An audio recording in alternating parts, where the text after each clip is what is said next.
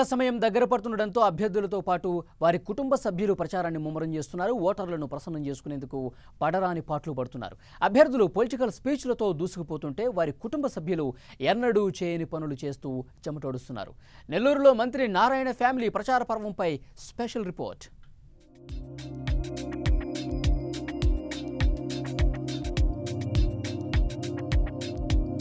రాజకీయ ప్రచారంలో ఒక్కొక్కరిది ఒక్కో స్టైల్. ఒకరు రిక్షా తొక్కుతూ ఓటర్లను ఆకర్షిస్తే మరొకరు ప్రజలతో మమేకమవుతూ ఓట్లను అభ్యర్థిస్తూ ఉంటారు. ఎన్నికల వేళ వింతలు విచిత్రాలు అనగానే అందరికీ గుర్తొచ్చే నేత ఒక్కరే. ఆయనే దివంగత నేత ఆనం వివేకానందరెడ్డి. ప్రచారంలో ఆయన స్టైల్ ఆఫ్ సింహపురిగా ఫేమస్ అయ్యారు.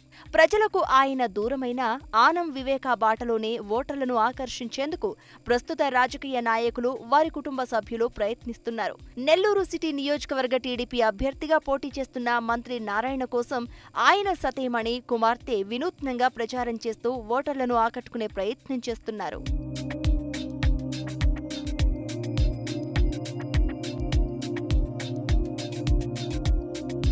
ఈమె పేరు రమాదేవి. మంత్రి నారాయణ సతీమణి. భర్త ప్రచారంలో రమాదేవి కీలక పాత్ర పోషిస్తున్నారు. ఇన్ని రోజులు ఏనాడు ఇంటి గడప దాటని ఆమె ప్రస్తుతం పొలిటికల్ క్యాంపెయిన్లో వివేకానందరెడ్డిని మించిపోయారు.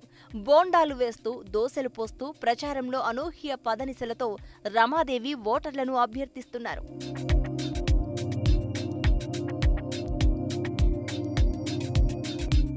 నారాయణ ఫ్యామిలీ నుంచి మరో క్యాంపైనర్ డాక్టర్ సింధూర. నారాయణ కుమార్తె. ఉన్నత చదువులు చదివిన ఆమె నారాయణ విద్యా సంస్థల మేనేజింగ్ డైరెక్టర్గా బాధ్యతలు నిర్వహిస్తున్నారు. తండ్రి విజయం కోసం నెల్లూరు సిటీ పరిధిలోని అన్ని డివిజన్లను చుట్టేస్తున్నారు.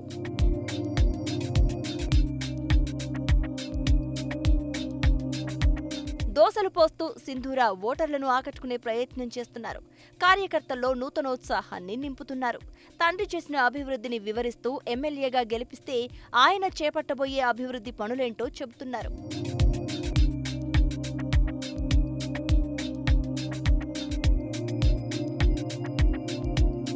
ఇక మంత్రి నారాయణ వీరిని మించిపోయారు. టీ స్టాల్లో టీ తయారు చేశారు, ఇస్త్రీ చేశారు, దోసలు వేయడం సహా రకరకాల విన్యాసాలు చేస్తున్నారు.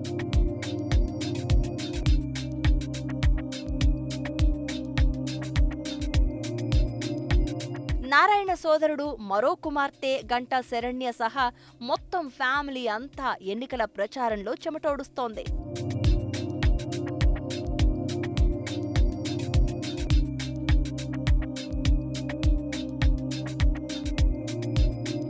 ఐదేళ్లకొకసారి ఎన్నికలు రావడం ఎంత కామనో, ఎన్నికలొచ్చిన ప్రతిసారి అభ్యర్థులు వారి కుటుంబ సభ్యులు ఓటర్లను ఆకర్షించేందుకు పడరాని పాట్లు పడడం అంతే కామన్. అయితే తొలిసారి ఎగ్జామ్ రాస్తున్న నారాయణను ఓటర్లు పాస్ చేస్తారో లేదో చూడాలి మరి.